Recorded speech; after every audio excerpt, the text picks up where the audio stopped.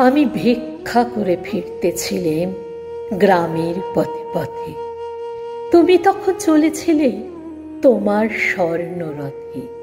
অপূর্ব এক স্বপ্ন সম লাগতেছিল চক্ষে মম। কি বিচিত্র শোভা তোমার, কি বিচিত্র সাজ। আমি মনে ভাবতেছিলে এ কোন মহারাজ। আজি শুভক্ষণে রাত পোহালো। ভেবেছিলেম তবে আজ আমারে দাঁড়ে দাঁড়ে ফিরতে নাহি হবে। বাহির হতে নাহি হতে কাহার দেখা পেলেম পথে। চলিতে রথ ধন ধান্য ছড়াবে দুই ধারে। মুঠা মুঠা করিয়ে নেব নেব ভারে ভারে। দেখি সহসা রথ থেমে গেল আমার কাছে এসে। আমার মুখ পানে চেয়ে নামলে তুমি এসে।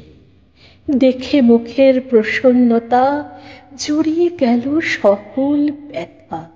হেন কালে কিসের লাগি তুমি অকস্মাৎ আমায় কিছু দাও গো বলে বাড়িয়ে দিলে হাত।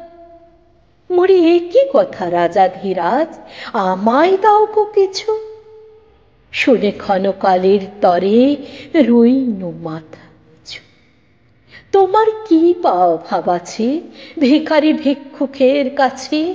কেবল কৌতুকের বশে আমায় প্রবঞ্চনা।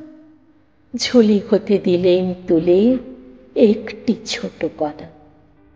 যবে পাত্রখানি ঘরে এনে উজাড় করি, এ কি ভিক্ষা মাঝে একটি ছোট সোনার কণা দেখি।